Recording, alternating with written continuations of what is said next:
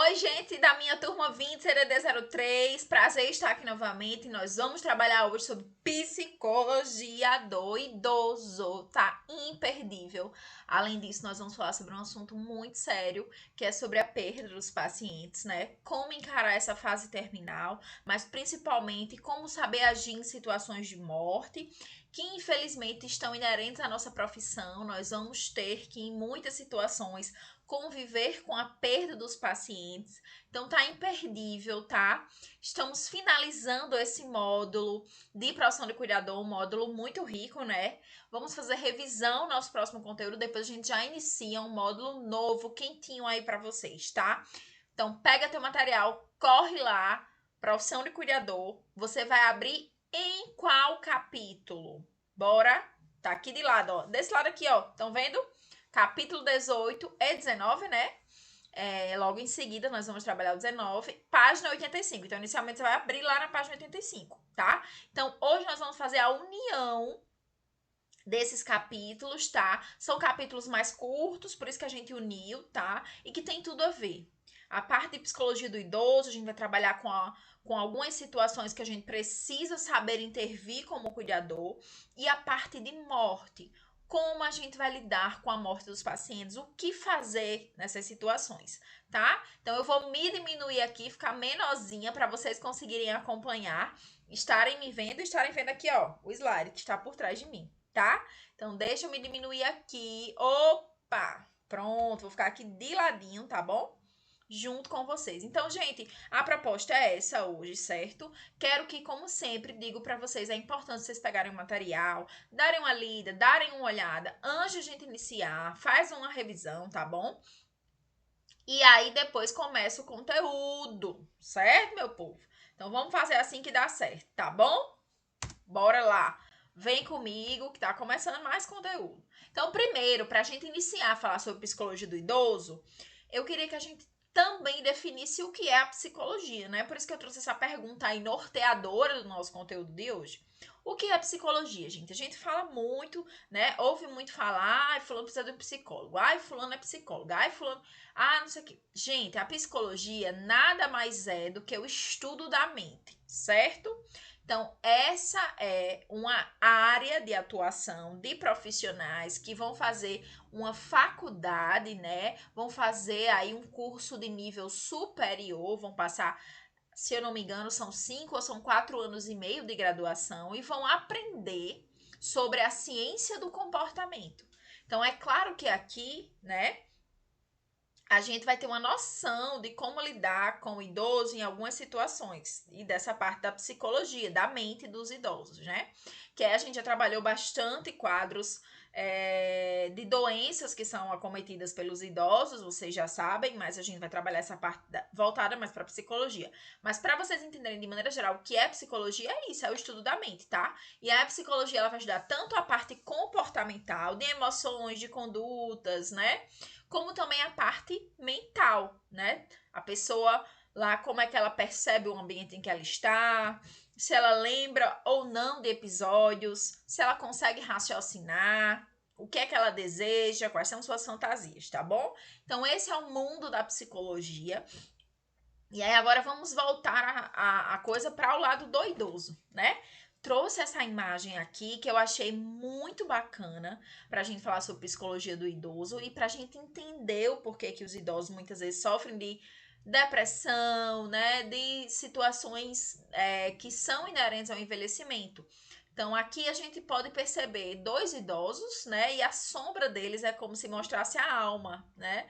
Então, ela já foi uma bailarina, ele já foi um rapaz jovem e hoje não são mais. Muitas vezes são esses processos, né, de não se reconhecer mais no que fazia, de não poder mais executar o que antes executava, que faz com que apareça um sofrimento psíquico, que faz com que a psicologia dessa pessoa, né, a parte psicossocial, psicossomática, ela seja abalada. Então, muitos processos de envelhecimento não são acompanhados de demência, não são acompanhados de situações em que o paciente perde a memória, mas são acompanhados de tristeza, de depressão. Por quê? Porque aquele indivíduo ele não se reconhece mais como tal. Então, antes ele tinha uma visão sobre aquela situação, sobre a vida dele, ele era jovem, ele se via ali ativo, fazendo tudo. Agora ele se vê com mais idade, né? Não consegue mais executar as funções que ele executava antes.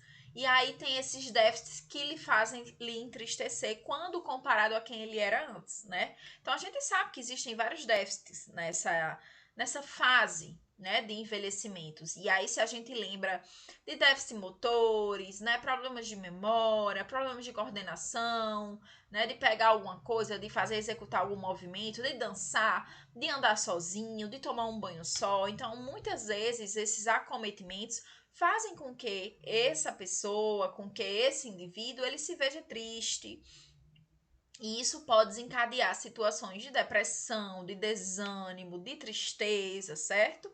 Então, por isso que é importante que a gente saiba manejar e saiba entender que não é uma fase fácil, né? Que vai precisar de ajuda, que vai precisar de alguém ali para estar amparando, para estar ali presente nessas situações, certo? E quem vai estar lá presente? Você.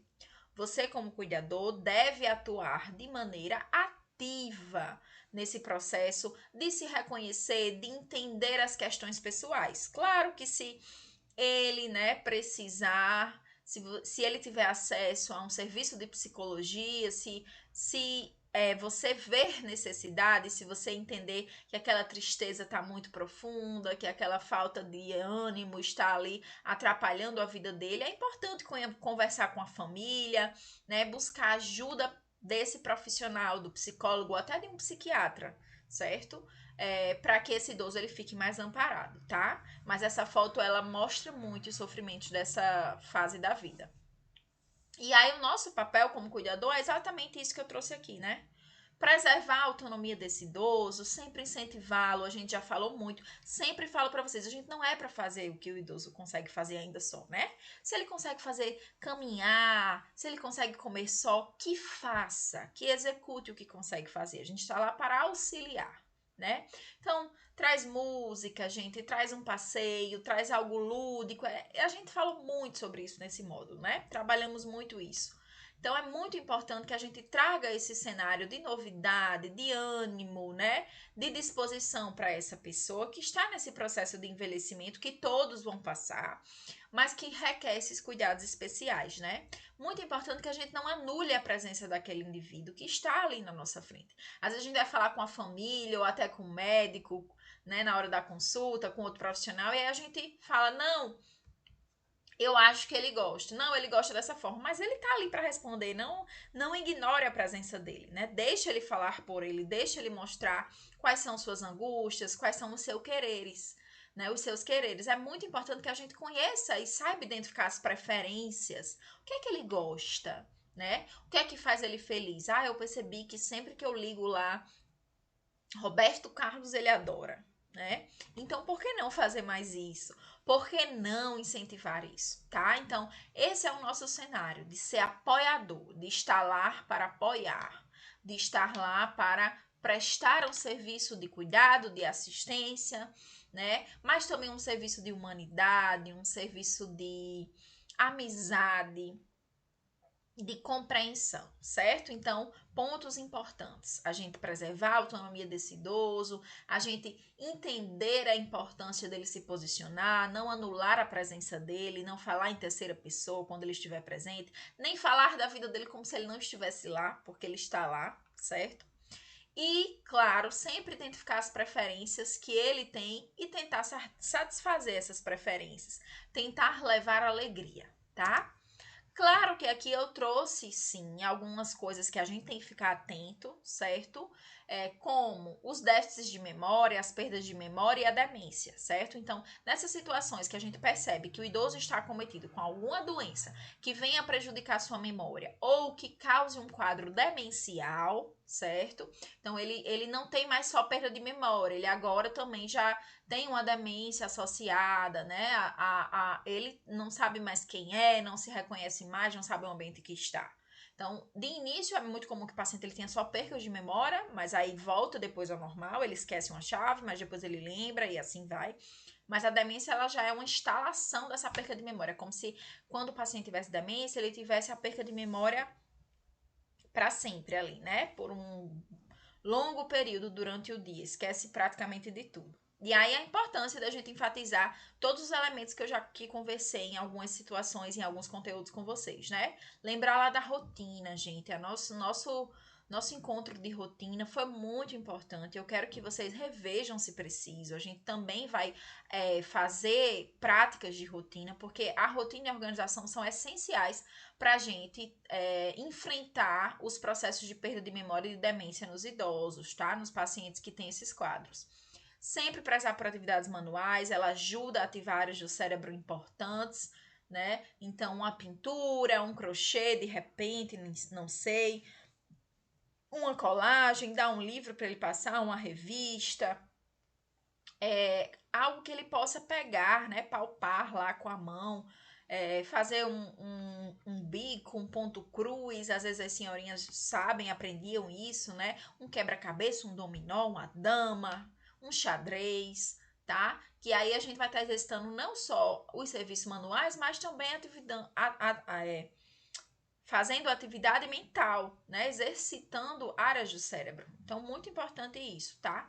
Também, se o paciente não tiver nenhuma limitação, atentar que é importante para esses pacientes, né, que tem perda de memória, fazer uma atividade física, ativar a circulação, ativar, né, áreas do cérebro também com exercício físico, áreas de prazer. Então, se ele não tiver limitação física, né, que caminhe, que faça passeios, que saia. É muito importante isso. A gente pode instituir o uso de jogos, como eu já falei, o uso de calendário. A gente faz um calendário enorme, escreve com tua letra mesmo, bota lá bem grande, mostra todo dia que dia é do mês, qual é o mês, qual é o ano, né? Ao fim do dia faz uma retrospectiva. Eu também falei isso pra você, né? Senta com o idoso, lembra, seu João, o que é que a gente faz hoje? Olha, hoje de manhã a gente fez isso, o senhor comeu isso, o senhor tomou banho tal hora. São coisas muito importantes para ajudar nesse paciente que está esquecendo, certo? Sempre falar pausadamente, olhando no olho do paciente, explicando o que você vai fazer, tá? De maneira calma, gentil, sempre dessa maneira, certo? Quando você não estiver calmo e gentil, estiver muito agitado, respira fundo, não responde, só vai quando você conseguir se manter calmo, certo? Muito importante também, né, que se a gente for falar de alguém, contar uma história, sempre relembre para ele quem é. Seu João é aquele seu amigo que o senhor disse que serviu com ele lá na aeronáutica, o senhor lembra, né? Dona Josefa é aquela sua amiga que é casada com fulano. A gente sempre dá referências, né? Para que ela consiga, ele, o paciente, consiga identificar através dessas referências quem é a pessoa e aí volte lá a reconhecer, a lembrar daquela pessoa, daquele indivíduo, certo? Então, muito bom a gente fazer essas recapitulações. Para o paciente que tem desorientação, né? Que aí é diferente. A desorientação é quando aquele paciente ele começa a fazer coisas sem sentido, né? A perca de memória e a demência, não. O paciente está lá perdendo a memória, não se lembra das coisas, não sabe onde botou uma chave, não sabe se tomou banho, se comeu, né? São essas coisas que ele começa a perder. Já quando o paciente está desorientando, é quando ele começa a fazer coisas sem sentido. Então, ele liga um fogo, né? E bota o dedo, ele vai para locais que aumente a chance dele sofrer um acidente, né? Sobe em algum local alto, mesmo sem conseguir, mesmo com dificuldade, usa uma faca indevidamente. Então tem aí uma desorientação, está desorientado, né? Não tem uma ação correta, não faz, é como se fizesse as coisas erradas. E aí nesses pacientes a gente tem sim que ficar atento a algumas coisas, né? Questão de objetos de cozinha, principalmente, faca, pérfuro cortantes, o que a gente tiver que possa fazer um corte em outra pessoa, tem que esconder, tem que guardar em local adequado. Atenção com gás, sempre desligar o botijão. Atenção com tomadas, com fios, com ferro, né, de passar coisas quentes. Tudo isso pode levar a acidentes indesejados, tá? Medicamentos, a gente sempre proteger, né, em local longe, de não acesso àquele paciente, porque se ele tem um quadro de desorientação, ele pode sim tomar indevidamente aqueles comprimidos, tomar mais, e aí ter alguma complicação, certo? Atenção também à porta, gente, à janela, a varandas, muito cuidado, certo? Nessas situações e sempre usar uma cama com proteção, principalmente se o paciente tiver um sono agitado, se não dormir bem, porque isso pode acarretar acidentes, né? E o que a gente não quer é que esse paciente sofra com algum acidente, certo? Então, essas são as situações em que a gente pode atuar, tá? De maneira realmente efetiva a evitar danos. E agora a gente vai falar um pouquinho sobre morte, tá? Quando a gente fala sobre morte, é uma coisa muito sempre temida, né? A palavra assusta. Às vezes a gente não gosta nem de citar, né? Nem de falar sobre. Mas é muito importante que nós, como profissionais de saúde, como cuidadores, a gente saiba que é um processo inerente à vida. A vida está atrelada à morte, né? É a única certeza que alguém que é vivo tem, é que vai morrer. E, né, por que que é importante a gente trazer esse tema? Por que que é muito importante a gente finalizar esse módulo com esse tema? Para que a gente entenda que nós precisamos compreender da maneira mais natural possível as percas dos nossos pacientes, né? Todos nós somos finitos, todos nós vamos chegar ao fim. E muitas vezes quando a gente tá com um paciente mais já idoso e tudo, às vezes até já é esperada essa situação, né? É claro que a morte ela é dolorosa, é claro que a gente sente, a gente se apega, a gente ama, a gente gosta, a gente não quer perder.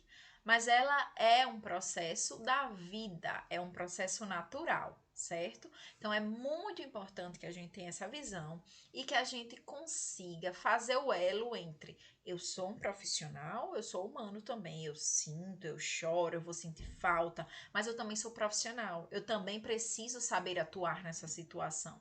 Então, nós vamos aqui falar um pouquinho desse estágio terminal, né, desse estágio final e também falar um pouquinho sobre como eu preciso agir, tá? Então, o que é que eu preciso fazer? Então, o que seria a morte, né? Vou ler aqui essa frase. Por vezes, as coisas mais simples e óbvias são mais difíceis de conceituar e definir. Tal é o que acontece com a morte. Tão difícil é defini-la como conceituar sua antíntese, a própria vida. Ou seja, o que é que essa frase quis dizer? Que muitas vezes a gente não fala, nem questiona, nem cita a morte. Então é muito difícil a gente conceituar o que é morrer, o que é a morte. A mesma coisa a vida. A gente também, às vezes, se eu pergunto para você o que é a vida, você fica, não sei, né? Então, essas palavras, por serem muito fortes, por significarem muita coisa, às vezes a gente não sabe o que falar. Mas eu trouxe aqui uma definição mais biológica da coisa, tá? A morte nada mais é do que a cessação, ou seja, parou total as funções vitais do organismo, tá? Hoje já se tem a questão do retardo da morte, a gente já tem muitas tecnologias, muitas medicações, tem respiradores que ajudam a pessoa que não está respirando sozinha a respirar. Antigamente, essa pessoa ia morrer, né? Tem transplante de órgãos, tem várias situações em que eu consigo aí vencer essa né, situação inerente que é a morte, mas que muitas vezes ela consegue ser ultrapassada pela tecnologia, pela ciência, pela saúde, né? Pelo estudo científico. Então, hoje a gente já tem muitos avanços, mas mesmo com todos os avanços, ainda não se descobriu como não morrer. Uma hora ou outra essa pessoa vai morrer, tá? E aí, hoje você tem a definição também da morte encefálica, que é quando a gente tem lá a paralisação, realmente o cérebro ele para de funcionar, é uma morte orgânica mesmo, né? E o cérebro, como a gente sabe, né, ele comanda tudo, certo? Então, às vezes a gente acha que é o coração que comanda meu corpo, ai, porque eu amo no coração. Mentira. Tudo é aqui, tá? Na cabeça, pensamentos, ações, emoções, e também é ele que controla o nosso corpo. Então, se o cérebro morre, o corpo também morre, tá bom? E aí eu trouxe outra questão. A gente não pensa na morte, porque senão passamos a refletir sobre questões como: será que eu estou vivendo como eu quero? Muitas vezes nossos pacientes sofrem muito em estágios terminais, no fim da vida, porque se questionam: eu não vivi como eu queria, eu não fiz o que eu queria, né? Então é muito importante que a gente leve para esse nosso paciente a importância, né, a necessidade dele se refazer, se realizar antes de partir. Muitas vezes a gente já sabe que aquele paciente tem 2, 3 meses de vida, ou que ele já realmente recebeu uma sentença de morte. E por que não incentivar e apoiar a ele fazer o que ele quer, né? Às vezes ele nunca foi à praia e ele quer ir antes de morrer. Às vezes ele nunca tomou um sorvete de baunilha em tal sorveteria e ele quer aquele sorvete. Por que não proporcionar isso, certo? Então é muito importante que a gente saiba que essas questões, né? Ah, mas é diabético, não pode tomar sorvete, mas ele vai morrer, né? A qualquer momento ele pode falecer. Por que que não poder proporcionar esse prazer no fim da vida, tá? Então é muito importante que a gente faça isso. E aí então, deixa eu baixar aqui para vocês verem melhor. E aí então, o que é que eu vou fazer? Então, prof, eu entendi essa parte, né? Que eu preciso entender a morte, que eu preciso proporcionar um ambiente seguro para o meu paciente, né? Preciso proporcionar para ele a melhor qualidade de vida enquanto ele está vivo e proporcionar uma morte digna também, por que não dizer assim? Mas então, como eu vou agir? Se o meu paciente morre, o que é que eu faço? Eu trouxe aqui cenários importantes, né? Então, quando o paciente morre no hospital ou quando o paciente morre em casa. Então, quando o paciente falecer no hospital, né, além de, claro, avisar a família, né, ter empatia, solidariedade, entender a dor da família, sentir a dor também, sofrer, chorar também, de maneira prática, né, quando o paciente ele morre no próprio hospital, é o próprio hospital que vai fazer a declaração de óbito, que vai fazer todos os trâmites legais, né? Geralmente é o médico de plantão que vai fazer o óbito, né? O paciente já estava sendo assistido, então não tem tanta complicação, certo? Apenas notificar a família, informar a família e toda a parte de papelada, de burocracia já vai ser feita no próprio hospital, né? E depois, claro, a família vai escolher alguma funerária, algum serviço funerário para fazer os trâmites do ou embalsamento, né? Se a família quiser, ou pensar em cremar aquele ente querido, ou mesmo enterrar, né? Com os métodos que a gente conhece mesmo de maneira tradicional, certo? Agora, se o meu paciente ele morre em casa, eu sou cuidador, né? E o paciente morre na residência. O que fazer? Aí nessas situações, gente, a gente tem uma questão um pouquinho mais complicada, tá? Geralmente acontece de que forma? Se aquele paciente já tinha um médico lá assistente que cuidava dele, seja do posto de saúde ou de maneira particular, a família pode sim, o cuidador, entrar em contato com esse profissional e tentar fazer com que ele faça esse laudo, esse atestado médico, né? Isso encurta muito o processo, evita a exposição, né, daquele idoso ou daquela pessoa que já está lá num processo dolorido de morte e evita que aquela pessoa precise ir para um IML, para um SVO. Tá? Mas em situações em que não haja um médico que possa fazer esse procedimento, né? Não tem um médico assistente, aquela pessoa não era acompanhada por nenhuma equipe de saúde, nenhum médico. Aí requer a situação da gente acionar, infelizmente, né? Às vezes até de maneira muito delicada, mas tem que fazer sim esse procedimento, né? Que é fazer a ligação para a polícia, para fazer um boletim de ocorrência da morte daquele indivíduo, e a partir dali vai ocorrer, né, a abertura de um inquérito de investigação pela causa da morte daquele paciente, certo? Então vejam como é algo mais complicado e que às vezes expõe mais a família, expõe mais o paciente, mas infelizmente é dessa maneira que se deve proceder, tá? Então se morre em casa, tem um médico que pode fazer o laudo, o atestado de óbito, né, que já conhece aquele paciente, que já é há muito tempo paciente dele, ele pode sim fazer o laudo e tudo certo. Se não, a gente aciona a polícia vem, faz o boletim de ocorrência, aí o corpo ele é encaminhado ou para o SVO ou para o IML. Quando vai para o SVO ou para o IML? Para quem não sabe o que significa essas siglas, né? IML significa Instituto Médico Legal, que é o local onde se vai fazer a investigação de óbitos, quando a gente tem a desconfiança de uma morte violenta. Então, o indivíduo, você fez a ligação, mas a polícia, por alguma coisa, por algum critério ali, percebeu que poderia ser maus tratos, que aquele idoso ou que aquela pessoa morreu por alguma agressão, por algum maus tratos. Aí, em vez do corpo ele seguir para o SVO, que é o Serviço de Verificação de Óbito, ele segue para o IML, que é onde vai ter uma investigação, né, policial, sim, também, por que não dizer, e uma investigação médica, né, onde necropsia o corpo, abre o corpo para investigar se houve algo violento. Mas se a morte foi de meios naturais, ficou claro aquilo ali, esse corpo ele vai para o SVO, que é o Serviço de Verificação de Óbito, onde também é feita uma investigação médica, né, mais simplificada, para só realmente saber a causa daquela morte, certo? Se foi um infarto, se foi uma embolia, alguma coisa desse tipo, tá? Então, esses são os institutos, as instituições que o corpo daquela pessoa que morreu em casa pode ir. Ou vai para o Instituto Médico Legal quando se suspeita de uma morte violenta, de alguma agressão, né? E aí vai ser feito toda uma investigação com o corpo, que vai incluir a necrópsia, abrir o corpo, pegar os órgãos, ver coisa por coisa para ver o que aconteceu. Ou vai para o SVO, que é quando a gente teve lá uma morte natural, não necessita do paciente passar por uma necrópsia, abrir o corpo do paciente, né? Pode ser feita uma investigação mais básica, onde se tem lá a identificação da morte e aí se é emitido o atestado de óbito. Tudo isso por quê?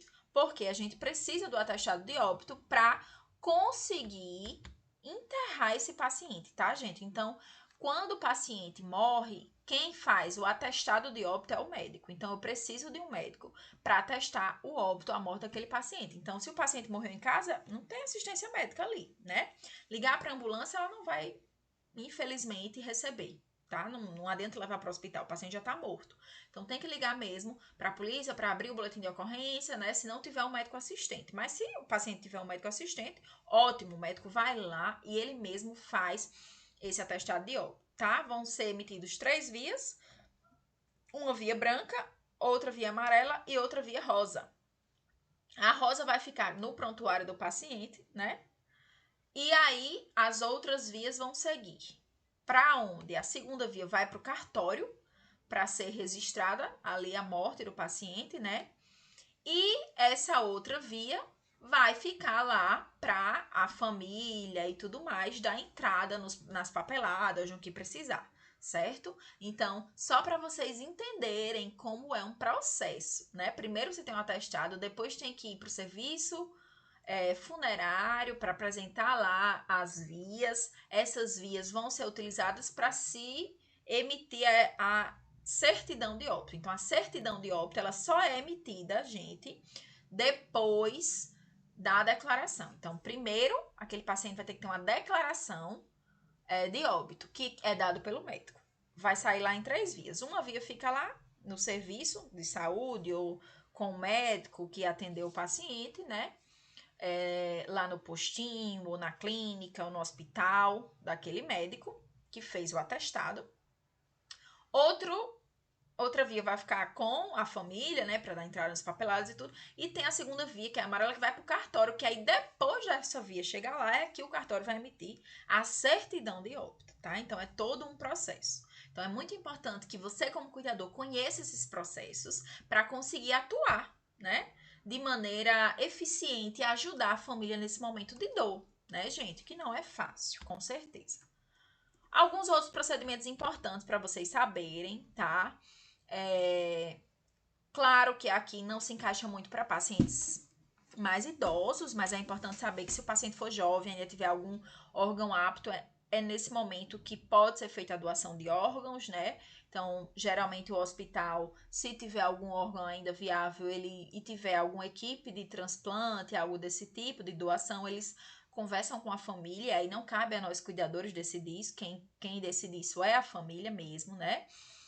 A importância também de cuidar dos bens daquela pessoa que morreu. Se você está acompanhando o paciente no hospital, né, e se ele faleceu, tem que retirar todos lá os objetos, os bens, e fica de responsabilidade sua, tá? Você que estava lá acompanhando, a realmente ter cuidado lá. Ah, era um relógio que ele tinha, era um brinco, então muito importante esses bens. Às vezes tem um valor sentimental para a família, então é importante que você esteja lá para zelar isso. Quando mora em casa, nem tanto, porque aí a gente sabe que vai estar lá na casa da pessoa, né? Não vai ter nenhuma situação desse tipo. Mas é importante você se sentir responsável também pelos objetos desse paciente que faleceu, certo? Beleza, gente? Então, por hoje era isto. Vocês sabem que sempre tem um exercício de fixação. Trouxe aqui uma questão pra gente responder, tá? Pra vocês verem aí mais ou menos o que é que vocês marcariam e vai estar lá no formulário pra vocês responderem. Quando o paciente falece em casa, o que devo fazer? Letra A, chamar um médico. Letra B, levar o corpo ao hospital. Letra C, acionar a polícia. Letra D, chamar a funerária. E aí?